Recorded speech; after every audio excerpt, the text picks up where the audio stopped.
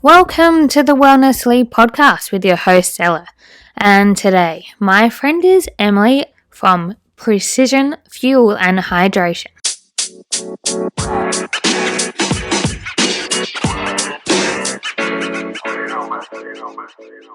Emily is a sports scientist at Precision Fuel and Hydration, and we talk everything that you need to know about your training, race nutrition, and much, much more. So, shall we dive in?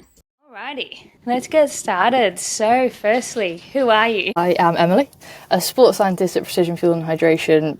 I spend most of my days talking to a range of athletes, like across all different kinds of sports, doing all kinds of crazy events, talking about all things fuel and hydration. So basically, we'll talk through exactly what these athletes eat and drink on race day and training, everything like that. I do a lot of kind of data analysis as well as part of my role. So I'll talk to athletes about what they did and I'll go away and kind of what I call crunch the numbers on their intake and give them kind of an overall summary of what they were taking on and some feedback based on the science of maybe what they could do to improve. But it's a really varied role. I do kind of loads of different things to help athletes. I'll go out on crew events sometimes, stuff like that. It's just really fun. That sounds so much fun. So, what is your earliest memory of being fit? Yeah, well, actually, I come from a team sports background myself. Oh. I literally did every sport you can imagine growing up. Like, I just said yes to everything. But I mainly have quite a... The same here. I'm sure, as most people do. Yeah. And I mainly played football or soccer or football, however people like to say it. I'd say probably, I did a lot of athletics as well, but not like, I didn't like train for it because I was just like a footballer. Yeah. And I found at school, I just automatically did really well at athletics because I did a lot of sport, and around that time I did kind of more of like a sprinter, but I did pretty well in like 100 meters, 200 meters, and I was winning lots of races without really like training too hard for that. I've definitely probably around that time in my life, like secondary school, when I could just do it really. Yeah. Have to ask before we go any further, women's football's gone huge in like the whole world since the World Cup was here in Australia last year, but what team do you go for in the women's WSL? Oh, I would say Chelsea. Oh, like I'm an Arsenal supporter, so after Monday's game, I'm sorry, but okay, let's not go.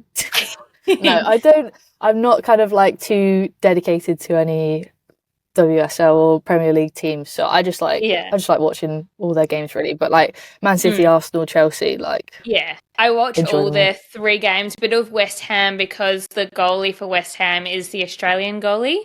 Loads of the Australian players play for Arsenal and Man City, and well, obviously Sam Kerr from Chelsea. But it's a good sport to watch, and especially we're recording straight after the Conti Cup was Monday and this is Thursday. It was nice to have a good win. No, it's doing really well for itself, women's football these days. It's definitely... kind of blown up in Australia ever since we had the World Cup last year and leading into the Olympics this year. So like the women's like Matildas, who is like our version of like the Lionesses obviously, would probably used to get like maybe 5,000 people at their games. Now they're selling out like 50, 60 seat stadiums after last year's success, which is cool. But yeah, it's nice to see a sport like that that's rolling. Really cool. Yeah.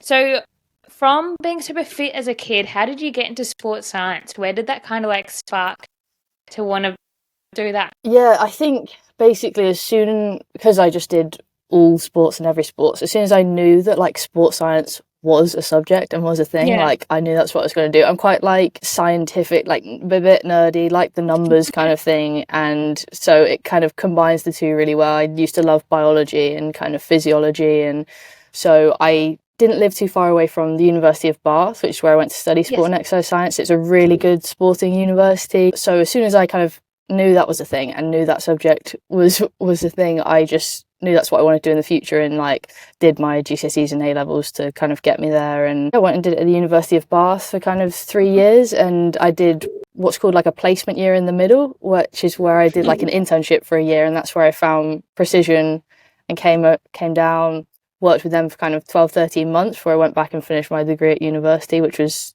super cool. Yeah, how good. So we have a little guest who likes to jump in the video sometimes. Makes it exciting. So let's get started on to the fun stuff. So can you please I messaged a few of my triathlon friends and we came up with a bunch of nutrition and like sports science ideas that we thought were pretty relevant in what's happening in sport at the moment, and to help everybody's ability and nutrition to become better and the race performance to obviously be enhanced the best way possible. Obviously, everything's going to be different for certain people, and it's going to be a bit of like trial and error based on the personal. So, but firstly, so nutrition in terms of training, let's just say for generalized athlete, we can go into the triathlon side later, but what are your thoughts on nutrition before, during, and after either training and then going to racing? Yeah, a really broad question, and so much kind of comes to mind, and about timings and quantities and everything like that. I think one of the main things that I talk about with athletes is trying to simplify their kind of race day fueling and hydration and around training. And what we talk about at Precision is we kind of put that into the 3 levers, is what we call it. So the 3 main things that your fuel and hydration strategy needs to optimize performance, to get you to the end, everything like that. And that's, for the fueling side of things, carbohydrates as lever 1, and the hydration side of things, fluid and sodium as levers 2 and 3. And as long as you're kind of ticking all those boxes in the right quantities for you and the event and the training that you're doing, then you should be doing really well. It should be going like as optimal as possible. The hydration side of things is a lot more individual. Like you said, lots of this stuff is very individual. And the hydration side of things is based on people's sweat rate and their sweat sodium losses.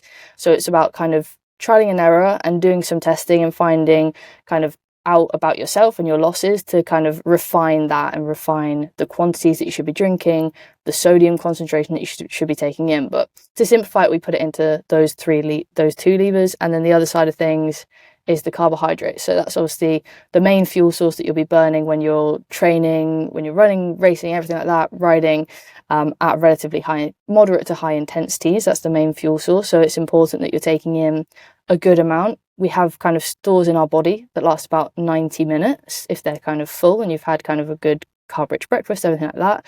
But so anything longer than 90 minutes, when you're pushing over kind of 2-3 hours, is when you need to be more proactive with the amount of fuel that you're taking on board in a variety of forms. So that could be gels, drink mix, everything like that. And it's very individual, involves some testing, involves some gut training, which we can talk about as well. But it's about knowing kind of those 3 levers, the quantities that you're aiming for, refining the strategy, testing it out, building it up over time, if it's carbohydrates, for example, and training your gut. But those 3 levers are the kind of the way that we simplify it and break it down so everyone can kind of get an understanding. Because in the sports science world, there's a lot of articles and a range of things out there. So yeah, of course, if we can make the numbers simple for people, that's what we try and do.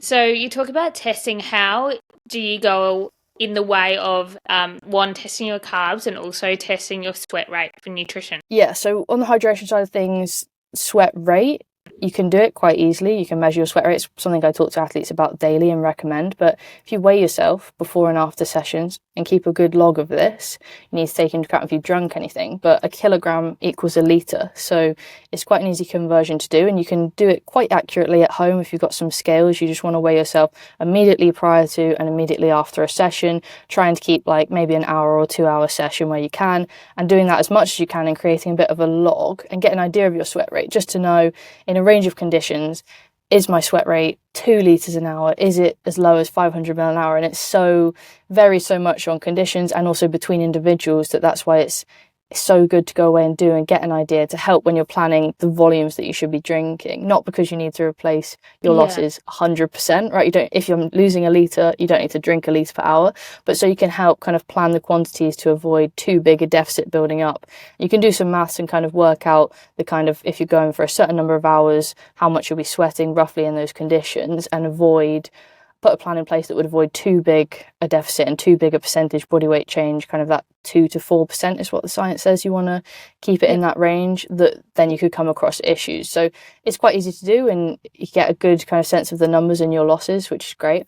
The carbohydrate side of things is I find it a lot easier to kind of recommend and talk about because it's a little bit less individual. depends more on the intensity and the duration of the event, the session that you're going to do. The science is dependent on those things, but we have an online planner, which is great to do as a kind of guideline for people, as a good place to start, where you put in your event details. Also just the hydration side of things, so you'd put in about your sweat rate, your sweat sodium, everything like that, and it spits out kind of the top level numbers of those 3 levers of, okay, the science would recommend this many grams of carbohydrate per hour, this many milliliters of fluid roughly within a certain range, and this kind of relative sodium concentration for your losses. And that's a good place to start with the carbohydrates, but it depends on the event. If someone was going out and doing, if like one of our ambassador triathletes was going out and doing a 70.3, that might be 90 grams per hour. It might be even more at times on the bike, but that doesn't mean for everyone doing every event and every session it needs to be 90 grams per hour, but it is very, based on the intensity and duration mainly for carbohydrates. And does the weather coming into that also as a big factor as well? So say a lot of races in Australia are normally done in the summertime, meaning it's warmer. It just happens to be where all the 70.3 races are normally on the east or west coast, where it is quite warm, compared to having a cold winter race. So you're taking on more hydration, obviously, in the summer, but how much more is it normally? Yeah, it's a tricky one because everyone's range is different as well. Yeah. So my sweat rate could get up kind of way higher than someone else's. So that's why collecting the sweat rate data in a range of conditions is really important, so you can see how much more you need to be drinking, for example.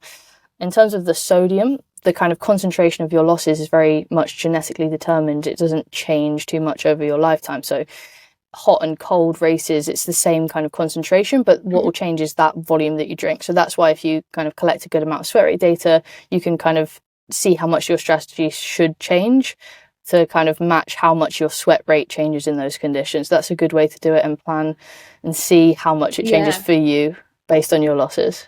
Yeah, so I think that's something I definitely need to work on. As I've raced for years, as we were speaking about before, but I always found the biggest problem was after a run.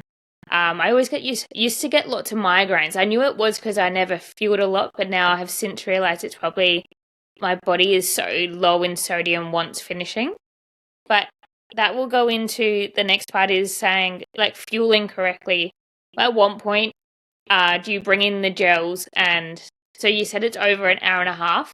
And then, so when do you recommend to have them? And what precision ones do you prefer? No, it's a really good question, because some people would then assume like, okay, so 90 minutes, I'll start fueling like an hour in or 90 minutes in when my stools are running out, right? But what you really want to do is start fueling early and then regularly and consistently to keep yourself going, so that instead of waiting an hour or 90 minutes till you're hungry until it's like too late and you're trying to catch up a little bit, instead it's like 20-30 minutes in, you're already kind of sipping on that first gel and you're getting some fuel in consistently to either hit 30 grams per hour. If you're aiming for 60, that might be some gel every 20 minutes to reach that quantity that you're aiming for, depending on like the logistics and how you're going to do it as well. Some people might be using more drink mix, but it's going to be kind of regular intervals. Some people will have kind of bigger doses spread out a bit more, but it's all about that consistency and making sure you are regularly taking some carbohydrate in from about 20, 30, 40 minutes, depending on the event and your kind of carb targets that you're aiming for. In terms of the sodium side of things as well, I think it's good to talk about the hydration, because similarly, you don't want to wait too long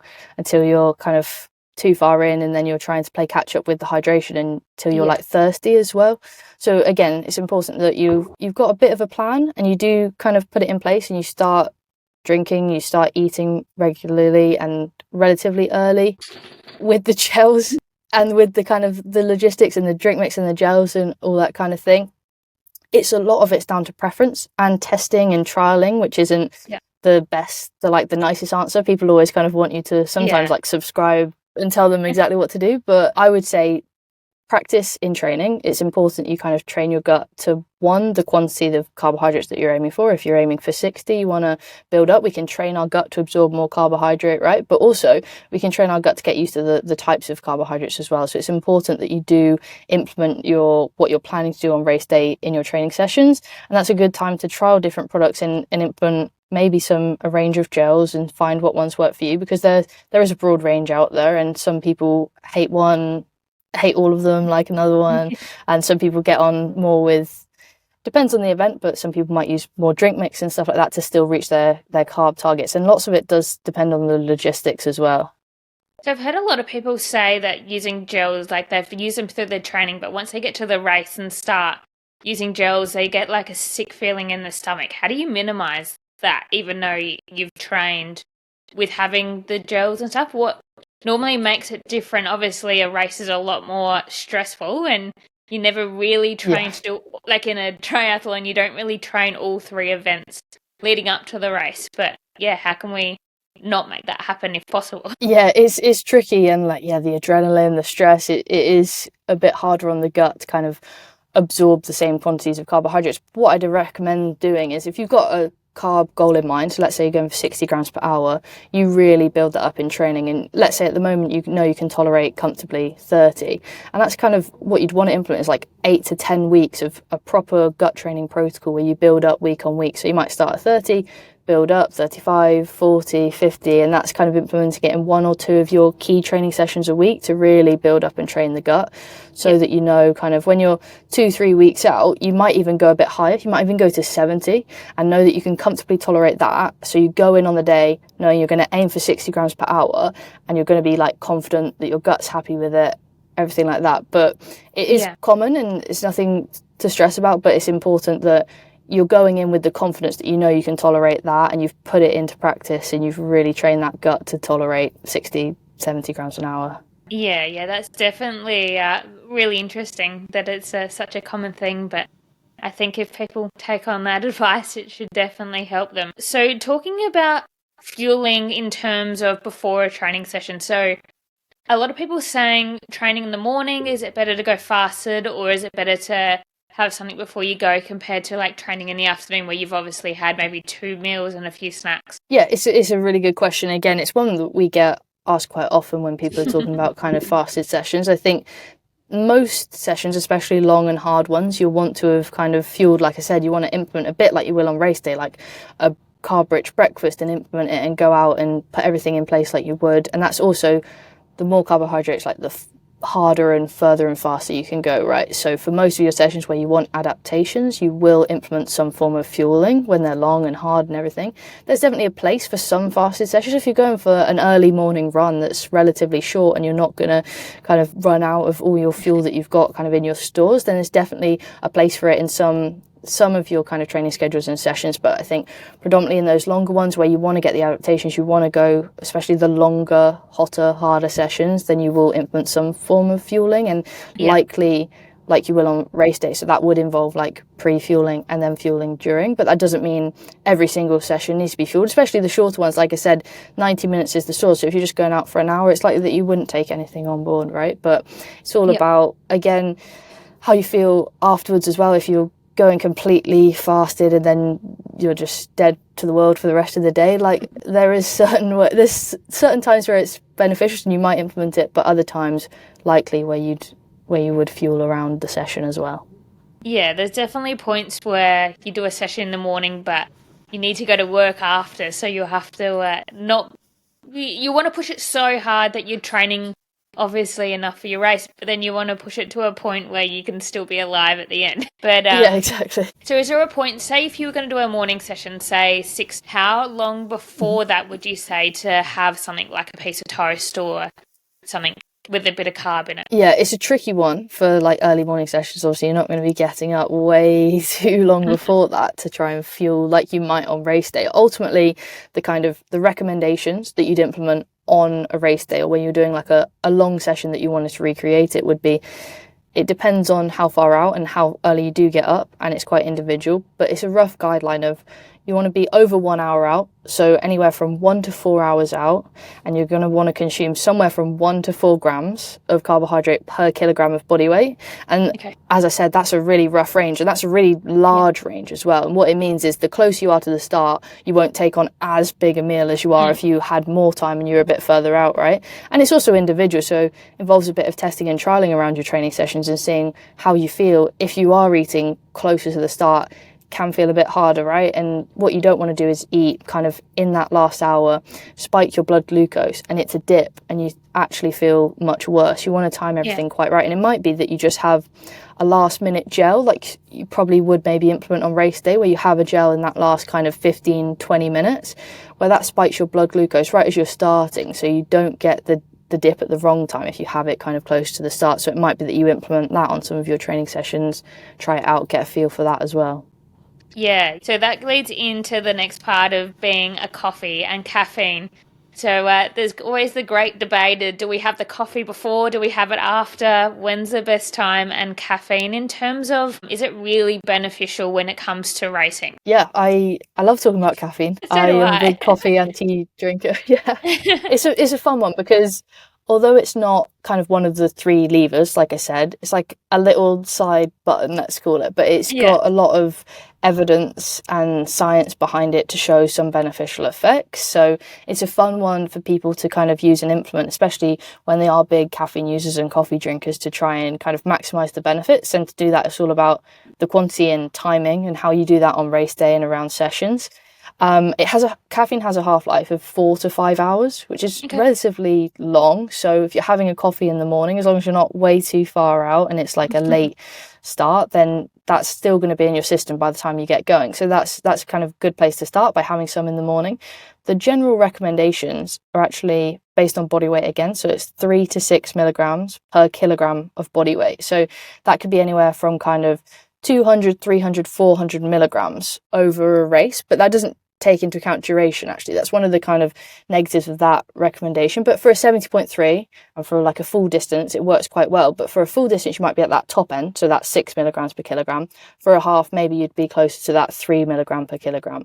And what that would look like, for example, would be 2 caffeine gels that would be like 100 milligrams each on the bike and maybe 1 on the run. And therefore, with that kind of quantity, you'd be hitting that recommended range, getting the kind of maximal benefit. And how you time that, again, is down to preference and what you're used to. But it also might be 1 caffeine gel before the start as well. So that's going to kind of spike, as well as your glucose levels, your caffeine levels in the system.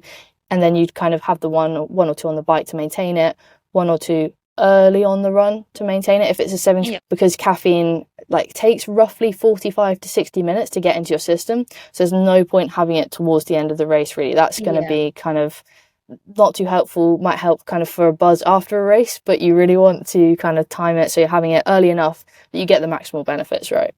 Yeah, definitely. I think coffee is a very good thing to have, especially before a run. Like the last couple of weeks, I've been testing it. So having a quick coffee, it was about half an hour, 40 minutes before I went for a run. I was kind of drinking it while I drove to where we were running. And then the week after, I was running late and I just didn't have time to make one. And the like difference in my running time and like enjoyment of being there was like hugely different. 5 minutes early, and having that coffee or a caffeine gel really, one, makes your run more enjoyable, but like you definitely have more energy just to keep going too. What is your coffee order anyway? Pretty basic. I just like a latte. Have you been to Australia and had the coffee over here? Everybody raves about it. I haven't. It's like a big thing that we talk about it a lot, and it's really hard when you travel overseas because nobody's coffee is as good. I need to try it out. I need to go over there. You do. All right. So in terms of actually having coffee as well before you run, and I know a lot of people don't like coffee, like as in caffeine straight, having the milk as well, does that affect anything and how much you should actually be putting in your coffee? In terms of the caffeine content and looking at that as a supplement, no, it's all it would be like the strength of a coffee. It varies depending on like your coffee order. So like a big kind of Starbucks coffee would actually maybe not always be as much caffeine as you think if it's kind of full of everything else and you've got all the sweetness and all the milk and everything like that, compared to like an espresso. But really any kind of coffee is going to be somewhere in the range of, let's say, 50 milligrams up to kind of 200 milligrams. So it might be important that you've got an idea of that in terms of what you're having and the type of coffee. But really, it's still some form of caffeine. Like it's just about making sure that if you're used to having coffee, you have kind of your norm, you stick with it. I think lots of the question that then kind of comes up with caffeine is like, should I go like cold turkey and not have it kind of in the weeks before and then kind of implement it on race day and like get a more of a benefit? It comes up quite a lot. I actually think the kind of negatives outweigh the positives with that one, because you'd be sad every day for 2 weeks before you race rather than... Yeah, exactly. There's some kind of studies to show that it can slightly increase the benefit, but I think the negatives do outweigh the positives. So again, down to preference and maybe some trialing of that. But it's important that you do implement it when you want to, I wouldn't like back away from it too much. And then the coffee, in terms of after, we as a training group always say it's a big thing to go and have one after for enjoyment, but does drinking a coffee immediately after training or racing help your, well, not so much your recovery, but your metabolism in a way? There's definitely some studies to show kind of its effects when you have caffeine and carbohydrate and the kind of in recovery. So it does benefit the kind of carbs absorption and refueling side of things, but I don't think there's like too much. It's just about, I would say, to do with more like the timing of when the race and the session has been, that you don't want kind of caffeine too late in the day. It's going to be more based on that timing and again, an individual, because with all of these kind of caffeine recommendations, there is a range of individual tolerances in caffeine. Like some people will come to me and we'll discuss kind of the main 3 levers and then caffeine a little bit, and if it's someone who does not drink coffee and does not get on well with caffeine, then these recommendations obviously don't work with them at all. So it's about finding the levels that work with you as well with caffeine, because it is quite varied with how people get on with it.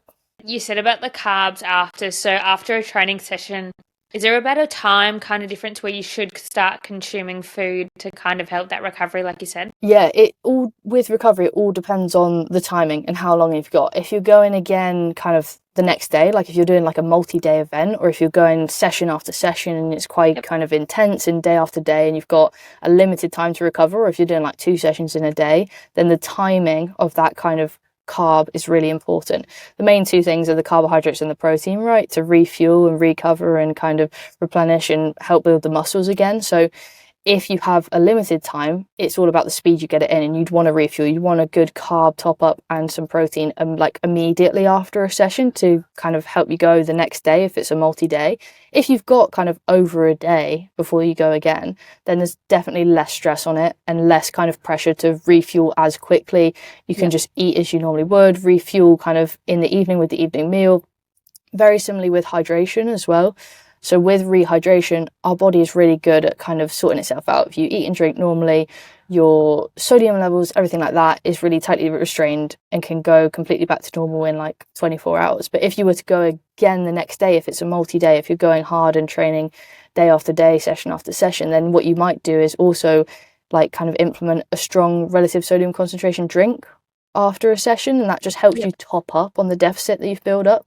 So where someone like yourself might be a bit dehydrated, maybe some migraines, and you go in again the next day, you've had a long day, you haven't been drinking as much, you've had a session, you're a bit dehydrated, you might then do kind of a strong sodium drink instead of just water.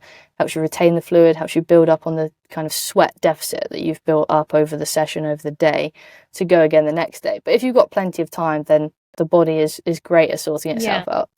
I definitely have been trying, after, if I could do a run maybe further than about 5K onwards, I always try to get one of like those electrolyte tablets into a water, and I find that's like a huge difference when you just like don't flatline later with energy. Like having something like that within about an hour of finishing the run, like I find that's a huge difference to like replenish as well. Yeah, definitely. I would definitely recommend it for a session that's hot and intense, and one where you haven't taken on much during and you do build a bit of a deficit and just makes you feel a bit better. Another recommendation along similar lines is what we call a preload.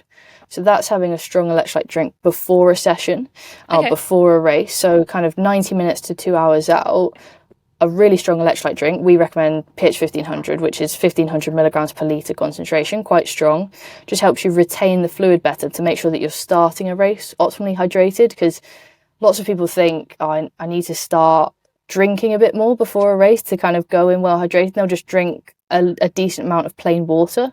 That can kind of flush you out and put you on the back foot, and you can start a bit dehydrated actually. So this is kind of the opposite of that. If you have some sodium in the fluid that you have in the morning or even the night before as well, it can help you retain that fluid better, just so you know you're on that start line well hydrated. And you could implement that but ahead of some long and hot sessions as well, where you're not going to be taking much on, and hopefully you would feel the difference in terms of how you feel afterwards, for example, where you experience kind of the migraines and stuff like that. If you make sure you go in well hydrated, then hopefully you'd feel a bit better, and maybe you'd implement one afterwards depending on the duration of the session and how much you've been sweating as well.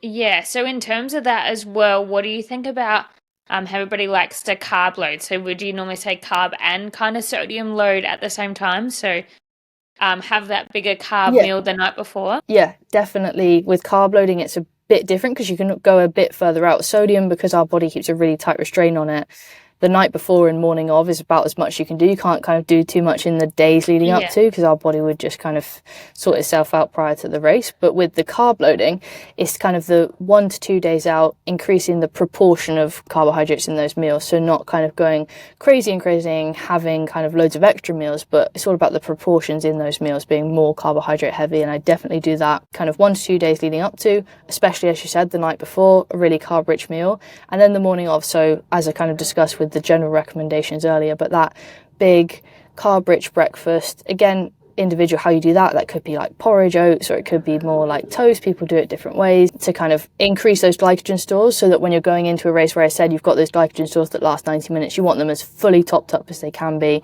so you can kind of really use them when you're racing.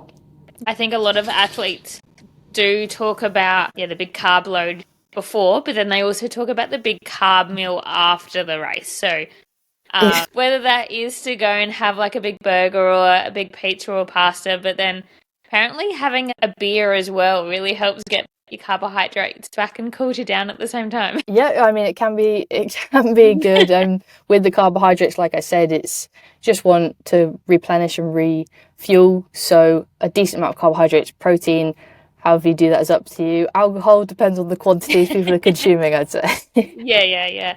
There's a saying within kind of like, I'm not sure if it's just between my triathlon friends, but they said after like a really hard session or a really hard race, there's nothing better than having a beer while you're in the shower. You're in the shower? Yeah, apparently it's a thing. Apparently there's quite the enjoyment of cooling off while you're having your carbs. This is coming from the boys of the group if you didn't figure. Yeah. So, big news time. We have a big brand new sponsor for the Wellness League podcast. So, can you guess who it is? Hi, I'm Lana from Live and Breathe Active, or LAB, a small family-run business run by a group of passionate people that, well, we live and breathe this shit. Whether it's run, swim, cycle, or try, we make gear to get you through those tough training sessions. We help you get up before sunrise, and we will still be there with you well after sunset. You will see us before you hear us, with bespoke prints designed by artists just for you. We are driven by our values and are focused on performance and community. And we are super proud to be partnering with the Wellness League podcast in the Try series. Find out more or shop online at liveandbreatheactive.com. We can't wait to have you as part of the crew. How good is that, hey? Discount codes and the link will be in the bio. But you know what? Let's go back to the pod. Yeah. So, going on back to the race nutrition, in terms of the salt and the hydration, so having it through like the liquid form, and then, like you said, the night before, and then is it like during your general salt, so like during your training time, how important is it to have it during, like, say, you go train in the morning, then you're at work for the day? Like, I've heard putting a pinch of salt in your water and stuff really helps as well. Yeah, kind of similarly with the carbs. Again, it's like if you go out and you drink nothing and you take no sodium and no fluid, it's just gonna, you're gonna feel bad. You're gonna feel kind of dehydrated, a bit kind of under the weather, right? And if you've got a whole day's work, or if you've the opposite, done a whole day's work and not been drinking enough and are quite dehydrated, the session won't be as good as well. So making sure kind of your day-to-day hydration is good as well, and that could involve, if you're training a lot, some electrolyte tablets, but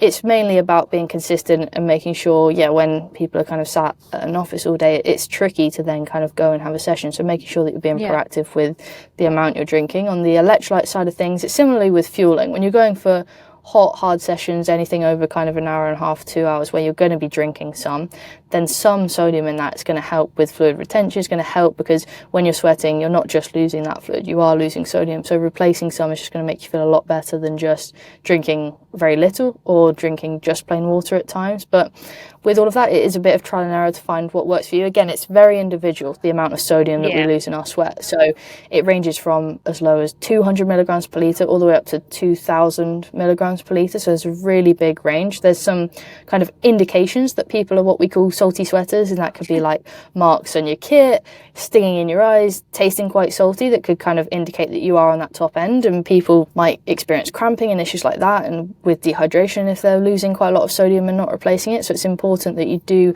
take on some, but you also trial and kind of find that quantity that works for you. We like to think of it at times as like t-shirt sizes, and you can, depending on your losses, could be small, moderate, large, really high. And there are ways to determine it. You can get a sweat test, which is what we do, and we have kind of centres all over the globe really, where you can go and sit down and have an at-rest sweat test that determines your sweat sodium losses. But there's also signs and indications of where you sit on that scale. As I mentioned earlier, the online planner is a good place to start as well, a good place to kind of put in details about your sweat rate, your sweat sodium and stuff like that. And then it gives you the recommendations off the back, which is a completely free tool. And I think that's usually where I direct people initially to kind of find out what the science recommends for their race and their individual losses.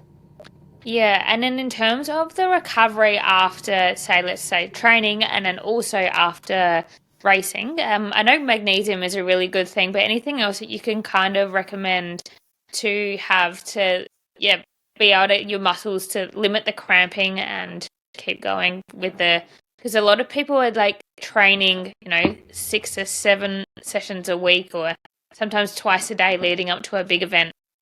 Yeah, I'd say the first thing is about what you're doing during to help with that recovery and how it goes afterwards. So making sure that you are using an individualized hydration program that is really kind of being proactive with the amount of fluid, the amount of sodium and other electrolytes that you're replacing. So that includes a little bit of magnesium. It's not so individual and it's not such high quantity. Sodium is the main electrolyte that we lose in our sweat.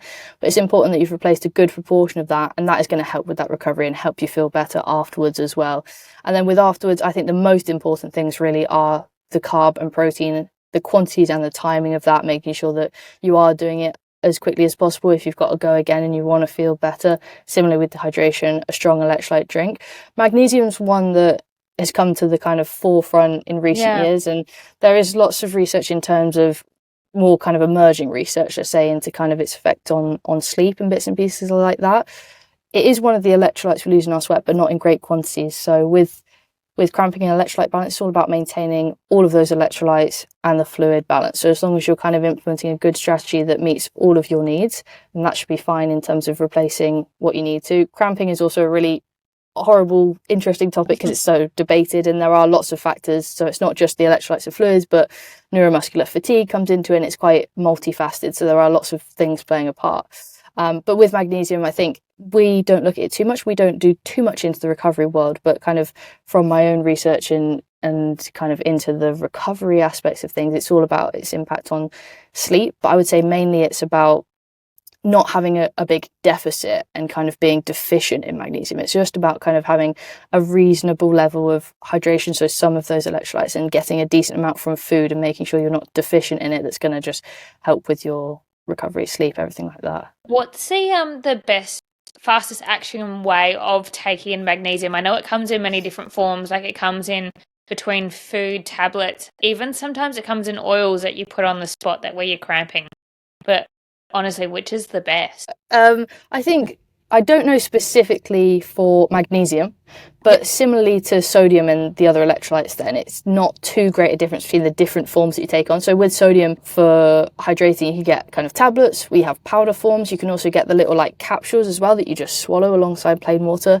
And it's just, there's not too different in terms of the time that it takes to get into your body and your system. They're all very similar. It's just different in terms of the logistics. So for a race like a marathon, people will lean towards using electrolyte capsules compared to if you're going for an ultra or on the bike in a triathlon, you might have tablets mixed in your bottles or powders mixed in your bottles, and then going on to the run you might use the capsules. So it's more depending on the forms of these different kind of things, based more on logistics, and there's not too great a difference in terms of the timing of that getting into your system. So honestly, it's a personal preference and whatever's the handiest way to get it in, to be honest. It depends completely on individuals, and the athletes that I work with, like doing similar events, will sometimes do completely different things depending on their losses and also how they like to kind of mix up their bottles and the spread of kind of electrolytes or carbs across their bottles and their pockets and what they can take with them. Yeah. So you were talking about sleep as well. Let's have a chat about that in terms of how important it is And how many hours do you recommend a night? I know a lot of people who are at, like, even triathletes, like, we get up so early and train, go to work all day, and sometimes, you know, even a 7-hour night's sleep is the best we can get. So what would you recommend for the best performance? And what factors kind of change that? It's a tricky one. I say in terms of the kind of the nutrition and the supplements that people have taken, I think caffeine is obviously the biggest one that plays a part in sleep and making sure that people aren't having it too close to kind of maximize the quality of sleep as well as the quantity. So making sure that you aren't having it too kind of late in the day. Obviously that's tricky with some races depending on the timing, and with caffeine there are different ways to kind of go about doing that, and some races go overnight, and I worked with a few ultra runners recently, and it's about kind of using caffeine to prevent sleep almost and fight your circadian rhythm. So it really depends on the event and things like that. But around training, then I'd be kind of careful about the use of caffeine to kind of help with sleep. In terms of the quantity of sleep, I think, it's very individual. I personally will need 8 hours to function, but it's less in terms of my territory. I'll talk mostly about then what times people are waking up to then start fueling again in the morning. So I'll let the athlete decide what time they need to go to bed for that one. God, that would be so nice to be able to get 8 hours sleep, honestly. I would pay for the extra hour if I could get it. But working alongside the athletes, who are you working with at the moment, and what kind of work are you doing alongside athletes? I know that Precision works alongside people like Ellie Salthouse from Australia, like Izzy Bat-Doyle, who's a long-distance runner. She's pretty well known in the Adelaide running scene. But then you've also got people like Emma Pallant-Brown, and is it Fenella Longridge, who are also from England? And you've got, you know, like you've brought on a soccer player now, I noticed, who plays for the London City Lionesses, which is exciting. Yeah, there's a real range of ambassadors across sports. I personally work with a range. Sam Appleton is one that you'll... Yes, he was on my list as well. It's out there out of Australia. Yeah, a range really. Some of our pro triathletes, we kind of have a sports science team of maybe 3 or 4 of us roughly, and we have a few athletes that we work with each, and it builds up and it is across sports. Lately I've been working more with a few ultra runners, someone like Tyler Green, who is a legend and a really good ultra runner. He's come top 10 in UTMB and second at Western States previously, and I've been working with him to kind of refine his strategy ahead of Western States this year, which will be really good to see how he gets on. But with our triathletes, I've worked with loads of those guys for 2-3 years now. So Sam I've worked with quite closely, Fenella and Leon. And what's great about working with them, and also working with them for a couple of years now, is to see kind of the refinements in their strategy. By being able to work with them kind of consistently for a year or two, you can really kind of, like we said with the gut training protocol, you can really kind of help them develop the strategy, refine it, get it kind of as precise as possible. Obviously on race day, certain things go out the window. Sometimes athletes,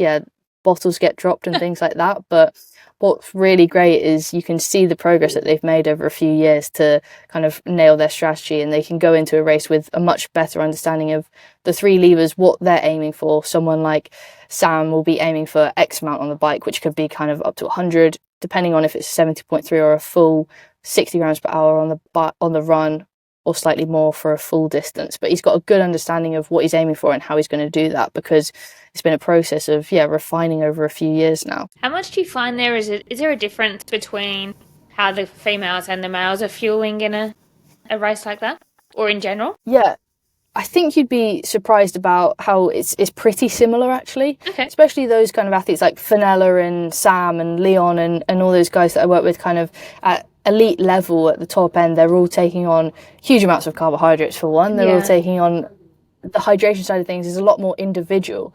So instead of it being kind of the male and female split, it is just kind of based on their sweat losses, their sweat rate, their sweat sodium losses, instead of kind of a divide between male and females. Similarly with carbohydrates, they're all aiming at these top ends at that high level. So it's less of a kind of divide between differences in male and female intakes. Are you working alongside Fenella? Is she competing in the T100 as well at the moment? How do you find that distance compared to like a 70.3, but it's also more than an Olympic? Well, it's more than a... hang on, it's in between a 70.3 distance and a full Ironman, right? It's just shorter than a 70.3. That's right. Yeah. How Yeah, do you find the I find it really difference fun. that? It's nice that Yeah, that's gone very so pro similar. this year as well. Yeah, it's really fun to watch and kind of keep up with our races and our ambassadors. I think it's very similar to 70.3 in terms of strategy, a little bit more flexible at times, but lots of these races are hot, so it's just about kind of being really proactive with the hydration side of things as well, and making sure they're doing everything they can on that front. They're preloading, they're having the electrolytes that match kind of their losses on the bike and on the run. They're all fueling a lot, and they've all done a lot of gut training to get there as well. But yeah, I really like those kind of races, and being able to watch as well is fun. Yeah, it's interesting how they're going around the world, especially they were all saying they're worried about the Singapore race being such a hot race compared to somewhere like the London race, which is going to be a lot cooler. Yeah. It's a completely different heat, yeah, it's really so someone like Fenella, who we work with quite closely, we'll have a chat with her pre-race and kind of talk about how the strategy might change a bit, and with those kind of changing temperatures is the main difference between races will be the hydration side of things, and how she's going to, either in Singapore she'll be taking on more electrolytes and more fluids to kind of replace her greater sweat rate. But that's the greatest thing that changes. But that's the kind of the fun thing. We get to chat with them again and refine the strategy.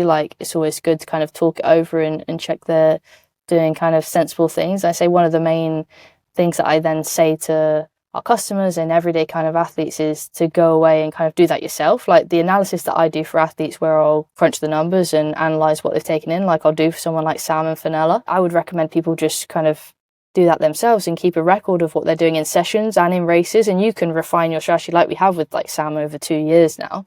Yourself, if you keep a log, you can keep a record of, okay, I did this race, I was taking in 60 grams per hour, my stomach wasn't great, and then you do some gut training, do it again, analyze the numbers, and really keep a log of what you're doing to help you refine the strategy. Otherwise, you can also be quite far off your targets without knowing, unless you keep a log and you do kind of analyze what you're doing. So that's one of the main things that I recommend for people to kind of do what I do for themselves. And yeah, that really helps when you're kind of want to nail that fueling and hydration in an up and coming race. Yeah. Is there anything else you want to add on the nutrition side before we get to the fun stuff? Nothing specific. I think that was a good level overview. I just recommend if anyone has any specific questions about, because it is so individual and you might want to chat it over. At Precision we do free 20-minute video calls with all kinds of athletes, and maybe could send people that way if they want to just chat it over. But on our website as well, we have loads of blogs and resources on basically everything that I would have talked about, like the caffeine, everything like that, and the sweat rate days collection, everything like that. There's a blog on each of those topics. If people want to dive in a bit deeper, then I'd send them that way. Yeah, cool. So in terms of your job yourself, so if somebody, say, a teenager was interested in that kind of thing, what would you say to them about becoming a sports scientist? I would say it's good to know kind of what areas of sport or levels you want to go into, because it is quite a broad, it doesn't sound that broad, but there is different areas in sports science. When I did my degree, you can kind of narrow it down into more physiology, which covers nutrition and bits and pieces like that, biomechanics, and then also psychology. It is quite broad, so get an idea of which of those topics you like. But if you like them all, it's a really good one to combine the three, and then look at kind of, do you want to work with pros, Sam Alfton, people like that, or would you rather work at the health level? It's good to get an idea of that side of things, but it's really fun. If anyone is looking to do this kind of thing, I couldn't recommend it more. And what's some of the big events that you've been to with your job as well, and supporting the athletes you're working to? Yeah, quite a few now, and some great trips. My favourite one I went to in October last year. I went to Kona for the World Champs. Yeah, it was the best trip I've been on. Obviously, Hawaii. Crazy. And yeah, it's great being able to go to these events, and actually I'll talk to our athletes kind of on calls, but to meet them and get to chat, build relationships in person is super fun as well, and to see them race is even more fun. And that was probably my favourite so far. Kona has to be.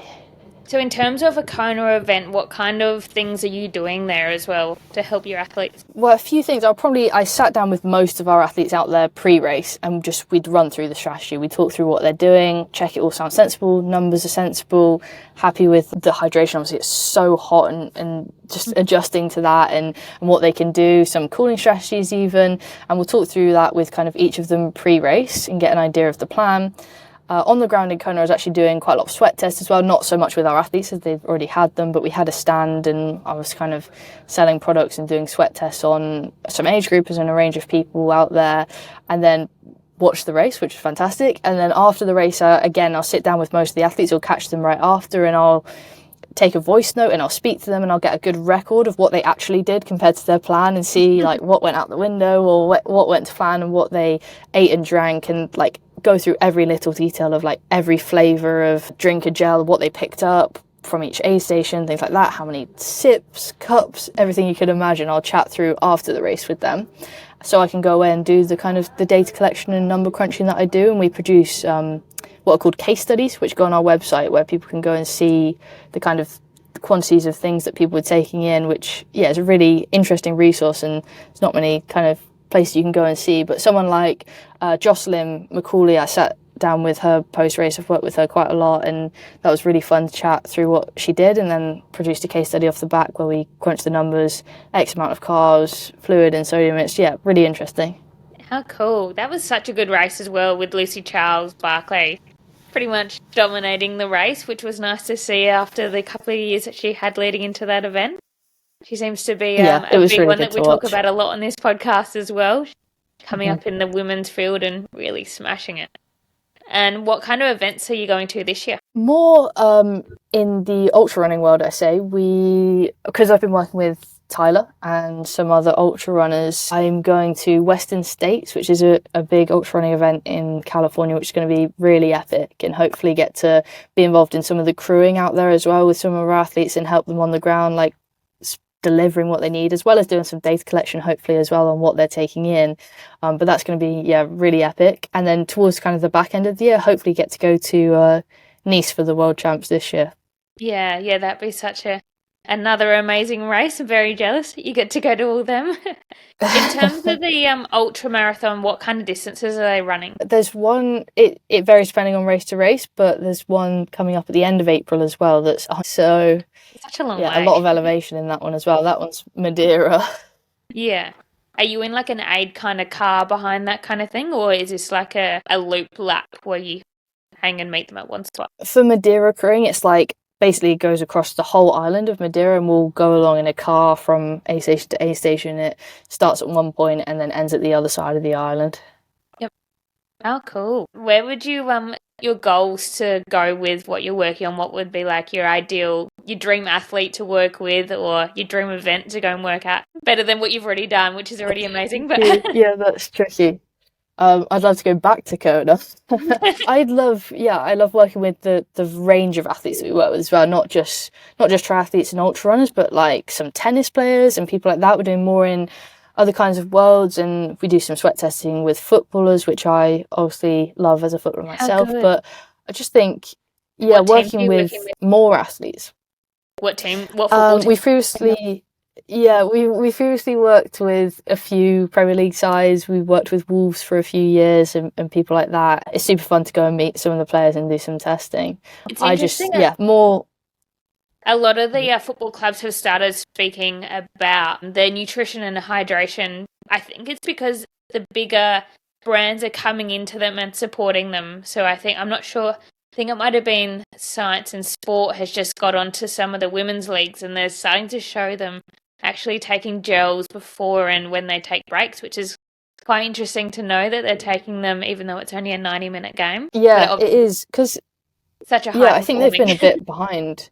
Yeah, I think they've been a bit behind at certain times in terms of the kind of the knowledge out there. There's been loads of research, obviously, with sports science in the last 20 years, especially showing kind of with 90 minutes, like some carbohydrates can be beneficial, but it's not always talked about in football. Like when I was younger, it would be like the oranges at half time, right? Yeah. Instead of like And the gel. snakes. Yeah, so I think it's really coming on, and there's a lot more in terms of the back end with sports science support going into those high level teams now. And I think that'll, spread down hopefully through kind of grassroots as well. I did see the Man City put on their Instagram the other day that they were in the change rooms, and so all the players had their tops. Then they had a chart below on what each player was recommended to take before, during, and after a game. And like even between like the four players that they were showing there, I think the players were some of the really big names in Man City. I think it was like Kiara Keating. They were talking about, I think Kennedy's was up there, obviously Australians, so we watched them a lot. But it was, quite interesting how all these athletes playing the exact same game and just how they're differently hydrating and fueling. Absolutely. And like we've discussed, everything's just so individual. So it is really important. Everyone's kind of got a good idea of their losses, their needs, and they're meeting that. And I think, that's really interesting to see, even across a sport like football, where you think similarly with most, if people are doing same kind of events, like even just like a marathon, you'd think people would be using similar things and doing kind of similar strategies. But the case studies show it really well, and talking to athletes, you can really get a good feel of the difference in the logistics and how they're doing it, but also how it's individual and what people are aiming for and what they should be aiming for based on what the kind of science says, based on, like I said earlier, intensity, duration, sweat rate, sweat sodium concentrations, all those different factors that play a part. So back onto the football, you got a couple of games coming up, and you got the, unfortunately, sorry, but you didn't make the Olympics. But Oh, God. We've only just qualified. That's why it's a big thing that everybody's talking about here. But is it the Euros are coming up? What are you thinking on who's going to make it next year? We're talking women's football, by the way. I was going to say men's Euros are this year, I believe, as well. Nobody talks about men's football anymore around here. No, too soon to talk about the Olympics. I'm still not over it, actually. No, I think we're obviously we've had loads of injuries recently, but I'm always confident in England women's side compared to the men's side. I think the England women backing up the last couple of years, so like you had the Euros, the World Cup, like Serena keeps saying you guys just need a break, which is absolutely fair with the loading that they're pushing all the players through these days, especially the WSL. Like you said, Chelsea are in 4 different competitions at the moment, and the loading that Emma's saying that they're going under is so intense. With all the ACL injuries, it's not good. And I think looking at it from like a sports science head always is just it does seem to be a lot. And I think the science compared to men's football and it's so a lot far of men's behind. sports it's is ridiculous. A bit behind. Like the research kind of gap there and bias is quite big. So it's a tricky one, and we're only starting to kind of, I mean, in recent years, it's definitely on the up, and it's definitely an area that's being looked into, but just it's really tricky not having that research, and then, all these issues occurring at the moment. Did you watch the series that Arsenal pulled out about the about the ACL injuries and what they were doing to kind of help the Football League? It was really interesting. I think it's just on their website or YouTube or something, and it was Mead and Miedema, obviously being partners, both did their ACL at the same time, but they did a 5-part series talking about from when it happened and then coming back, and how they would try it. They were talking to a lot of sports scientists and physios and how they can get more research into the WSL and obviously the overall women's sport competition. Yeah, no, that's really interesting. One of my coursework pieces at university was more psychology based, but I wrote about Beth Mead and her ACL injury and kind of the psychology side of things and recovery and what she'd need to do. And I definitely should watch something like that. But I just think I'm glad more research is being done, but it's not great that everyone had to get injured for it to.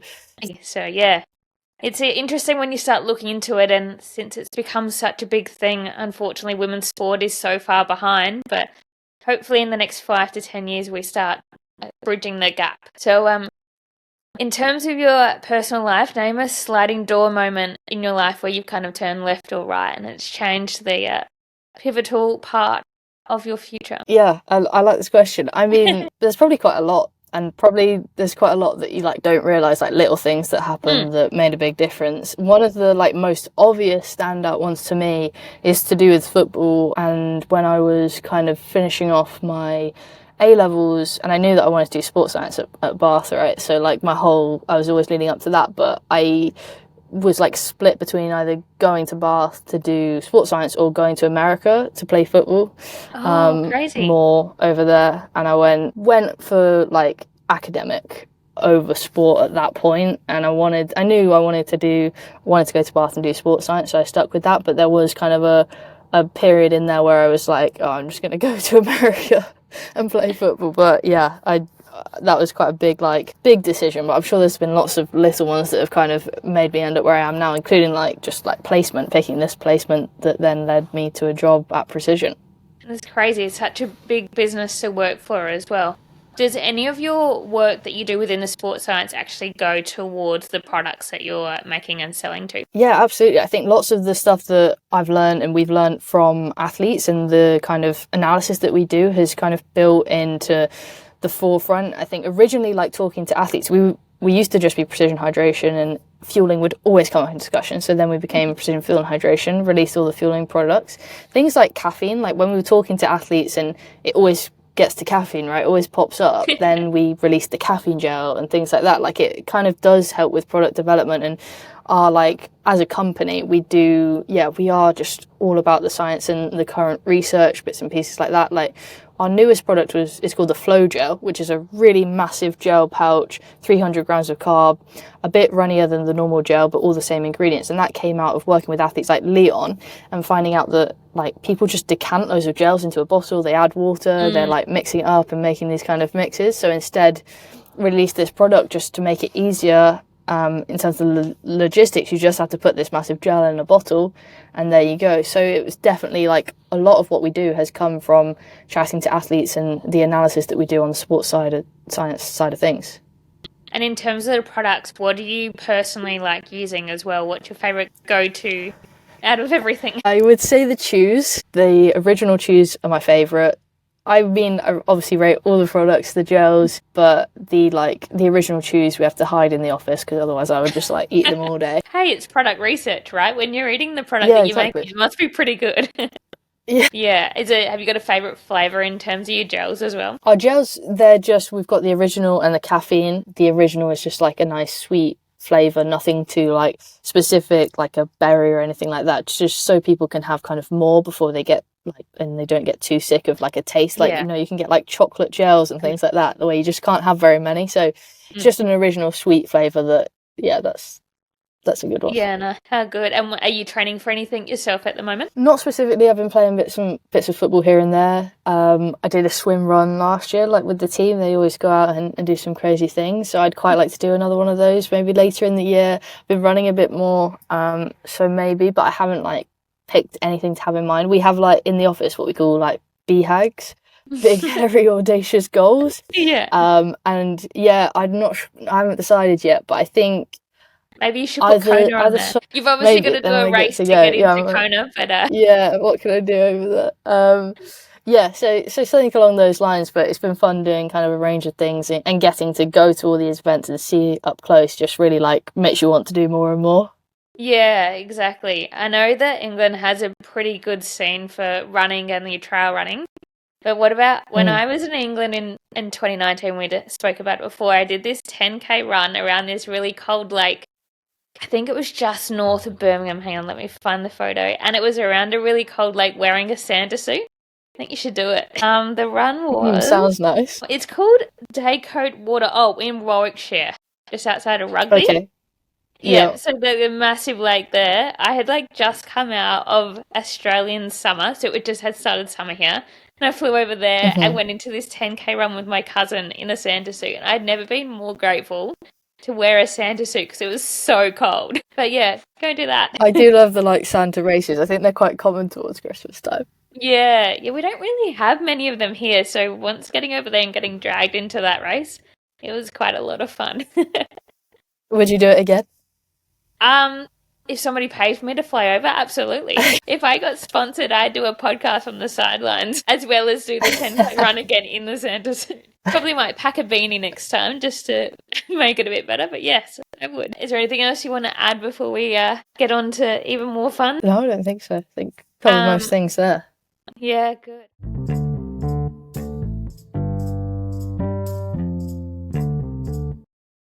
Good. What are you consuming at the moment in terms of podcasts, TV shows, and books? I know there's a lot of really good English TV shows because Australian TV is terrible, so we all watch what you guys give out. Yeah, we do have really good TV shows. I'm listening to a really good audiobook called Invisible Women, which is actually to do with kind of what we discussed a minute ago, like the data bias and the data gap in like research. It's not specifically sports science, it's just like all kinds of research in like past between men and women, which is like super interesting. I'm quite like stats, and there's a lot of stats. Same. But yeah, that's a really good book. I would recommend. What am I watching? I'm watching a show, actually American. It's the new like Jack Reacher show on Amazon Prime, which has been very good. I'm a big fan of like all action thriller kind of shows, so I've been enjoying that.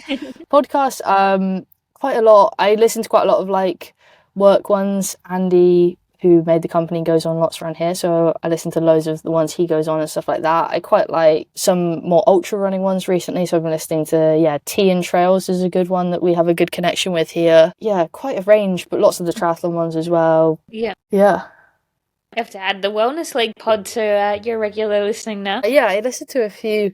And I definitely like do the little subscribe thing. I love that Spotify now has all like podcasts and audiobooks included. I'm like all over that. It's so good. Who did you listen to? Emily. Yes, she was really interesting. She's on the triathlon series that I'm recording too. She hasn't been in the first 4 episodes, but she's going to jump on the further ones, especially. She's going to come on and talk more about that sports psychology, which is really cool as well. Yeah, I thought that was super interesting. So I do like from university still have like a good like passion and connection with like the psychology side of things. So I do find that all really interesting. Yeah, absolutely. Same here. And we had a couple of listener questions. So they said, what mistakes do you see a lot of people have with their nutrition? Quite a few. I would say depends on the person, the event, and bits and pieces like that. Lots of people are kind of trying to do too much and incorporate too many different things and overload the gut a lot and go in and try and achieve these crazy carb levels when they haven't trained their gut. So it's all about, working with them to take a step back, simplify things, put things into those 3 levers. Should they be aiming for 90 grams per hour? What should they actually be aiming for? And then slowly build up and not kind of try and do everything all at once and implement it quite last minute at times, and just really build this up. And it's a process that, takes way longer than people think, but you can get there if you just, simplify it and build up slowly. But that's one of the common issues, like trying to do too much at once and quickly, I'd say. In terms of the Olympics this year, are you guys doing anything with any of the sports involved in that too? Yeah, a few athletes, individual athletes, possibly in the marathon. We'll see. Still working on a few bits and pieces to fall in place for one athlete in particular, but a few. And I work with a paddler as well who's hoping to qualify, which would be super cool. Fun. But I really wanted to go out there and see the marathon, so we'll see if we have many athletes. That would be awesome. Yeah. Is that going to be run through the middle of Paris as well? Yeah, I think so. Yeah, I haven't really looked at the timetable other than the football timetable at the moment. But the next one was in terms of looking for like a package sports nutrition, or if you're talking to a sports scientist in terms of your nutrition, what kind of questions should you be asking? Yeah, good question. I think if I was just looking at kind of sports nutrition product, I would just look at are they like informed sports certified, or depending on the country, kind of just making sure they're tested and all is good, and you're not going for some crazy products that aren't tested, and you're happy if it's some form of supplement that it's all safe.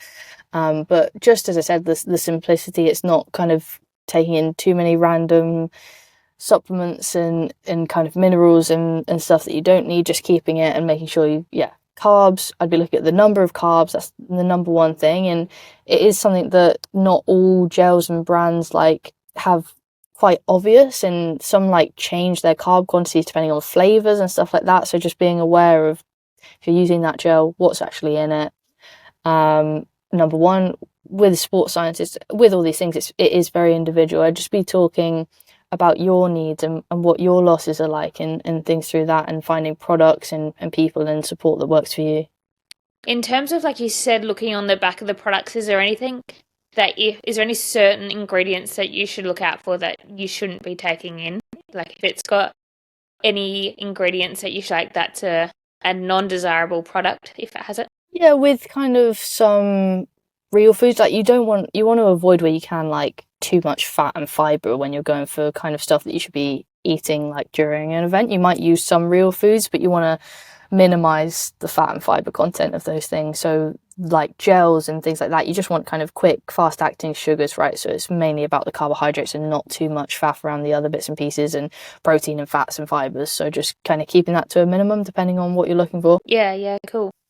And that was the next question as well. In the use of real food or sports nutrition, which one's more desirable?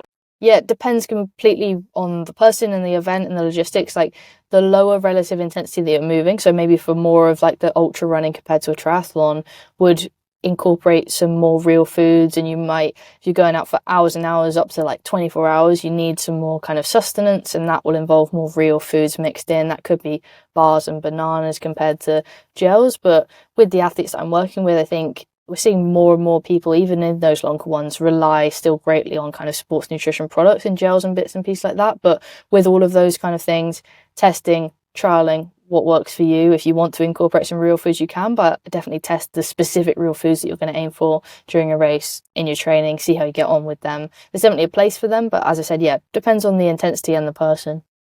All right, and the last listener question before the next part is, if you were picked up by a WSL team, who are you playing for? Man City, maybe, actually. I don't think I could work under Emma. Well, she's leaving, so you'd be fine. Yeah, she'd be good as a manager.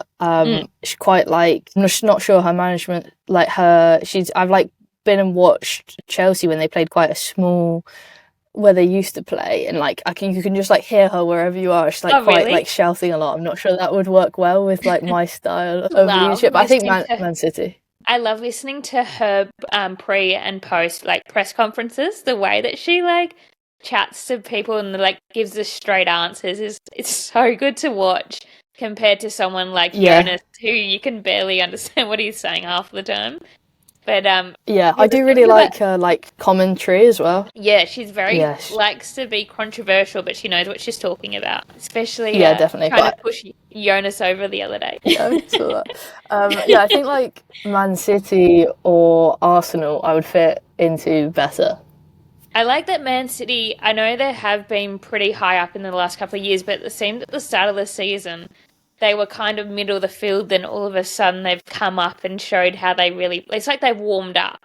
And their coach, like Gareth Taylor, has he been re-signed for the next 3 years? I think that's really interesting as well. Possibly, I don't know how long. But I do think, what's the kind of like club level football out in Australia like? Obviously, internationally, really good. Yeah, so internationally is a lot of people in Australia do watch a lot of international. So here, club is only really started women's in the last, I'd like to say 7 years. I played for like my university team, which was, maybe, I think I played 5 years ago. But like, you'd have nobody watching. Like, your local teams, it's just not spoken about. Like, if you play, you play kind of thing. Then each state has a team. So in the women's league, that's getting better, obviously, since the World Cup, and a few of the players in the like state leagues actually play in the Matildas.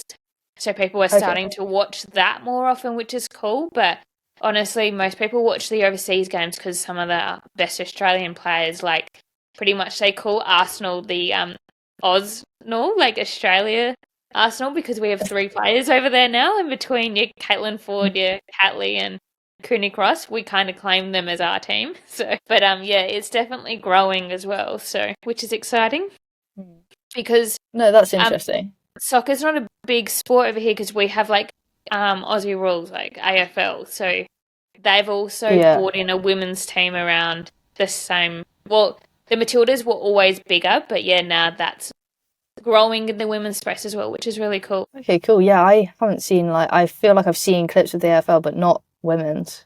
Yeah, it's honestly probably 40 years behind the men's still. It's still you're probably getting a couple of 100 to low 1,000 people to each game, whereas the men's you could easily fill a stadium with 30 to 40,000 at each game. It's actually interesting this weekend where I live in Adelaide, so South Australia, we have this big festival of AFL where all 18 teams play every game in Adelaide for the weekend, and it's the only time it ever happens in any state. So it's a big weekend of AFL in SA at the moment. That sounds cool. Yeah, very interesting. All right, now on to 5 fast questions. So 5 fast questions is the numbers are in between number 1 and 20. You pick a number and I'll say the question and it's the first thing that comes to your mind. So that's honestly when the best answers come out. Okay. So your first number, I'm ready. 1. Number 1 is your go-to song or artist to listen to. Taylor Swift. Oh, did you Yeah, see her latest concert? Very basic. I'm going to see her in June. I can't wait. How exciting. Where is she playing?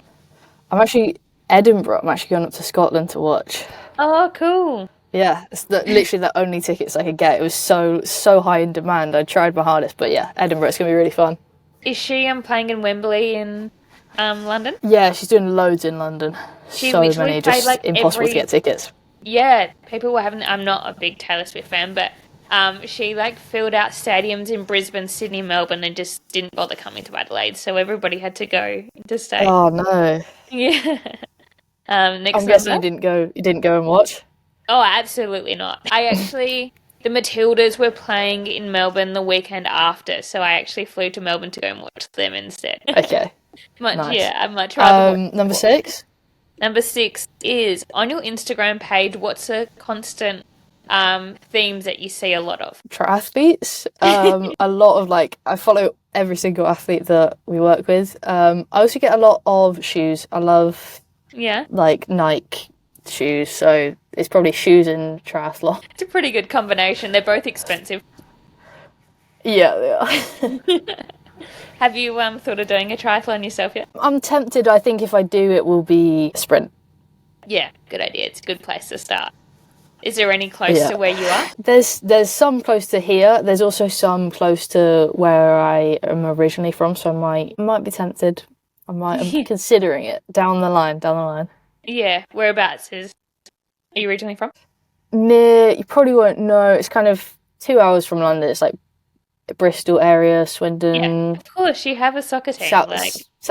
Of course, we know where Bristol's from. All right, then. Number 10 is if a movie was made about you, who is going to be the actress who plays you? The first one that comes to mind is Jennifer Lawrence, but I feel like I can't think of anyone. Still pretty good though. Hope she can kick a football. I'll say Jennifer Lawrence. If she can kick a football, I should have picked someone who's Jennifer Lawrence, just because The Hunger Games is fantastic. So yeah, be like the Hunger Games and football in one would be quite interesting. Yeah, I reckon she could play. And your next number? 12. Okay, number 12 is your favourite actor or actress and why? Oh, no, really tricky, actually. I'm going to say Jonathan Groff. Do you know who that is? The name sounds familiar. What's he in? He was in Mindhunter on Netflix, but he's also, musical theatre guy. He was in... He was Kristoff in Frozen. That's probably how of course. He voiced him. Yeah. But yeah, he's just a really good singer as well as actor, so... There you go. And last number. Last one, 20.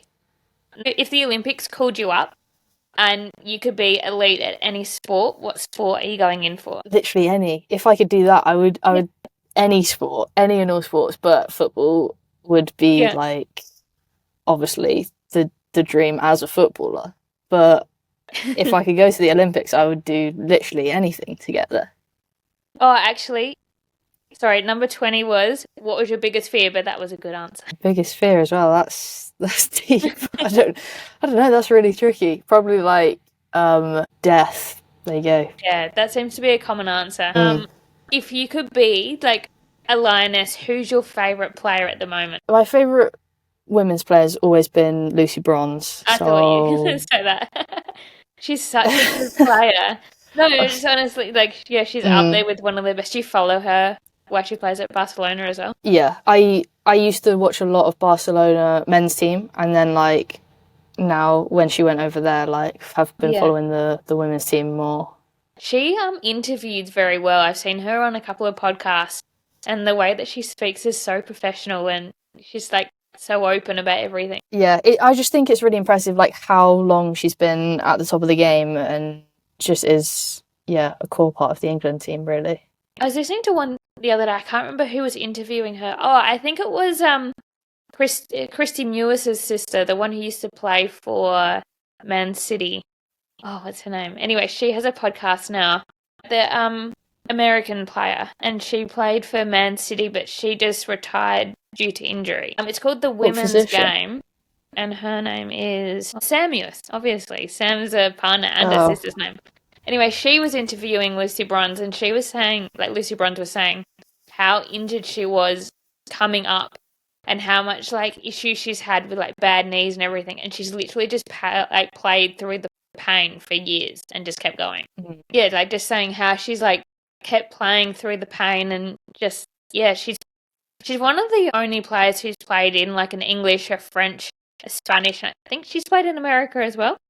Yeah, it's just super impressive, like, that, the being able to kind of switch between the leagues and still be at such a high level and play for, like, England for so long as well. Yeah. That's probably why she's, definitely up there. Yeah, so good. Well, thank you so much for your time. Go Chelsea in the Champions League, and I hope they get their medal up there, but I'm not sure about them playing Barcelona. Yeah, I'm not sure either. No, thanks for having me. It's been really fun. No, all good. Yeah, thank you all for your amazing advice and everything, nutrition and racing and hot tips. I'm sure everybody's going to love this when you answer the questions so well. So, yeah, thank you so much for your time, and chat to you soon. Thanks. Yeah, chat again soon, hopefully. Thank you. Wow, how incredible was Emily? She's just so full of such good knowledge when it comes to sports science and nutrition, no matter the sport.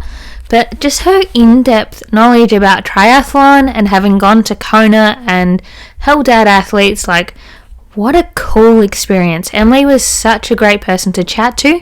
Precision have sent us a discount code for 15% off. I will put that in the show notes. The code for that is also Wellness League 15 for their website.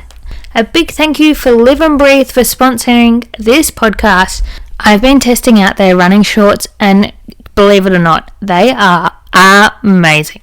I have had so many problems with chafing with shorts, and especially with running.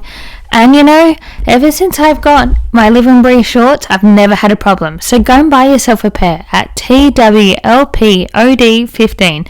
That will also be in the show notes. That's Live and Breathe. You know what? While you're there, why don't you go and check out the Try Me series this Friday? We're going to have a chat about swimming, how to start swimming, how to get going, and how to make your swimming the best part of your triathlon. So go and check us out on the Try Me series. Also there for a good laugh. Well, thank you for listening today. Much appreciate you staying around. Hope you enjoyed this pod. Please share it with a friend. Don't forget to like, subscribe, and don't forget to go and follow us on all of our social media pages at the Wellness League Pod. And if you want more of me, at discovering_ET.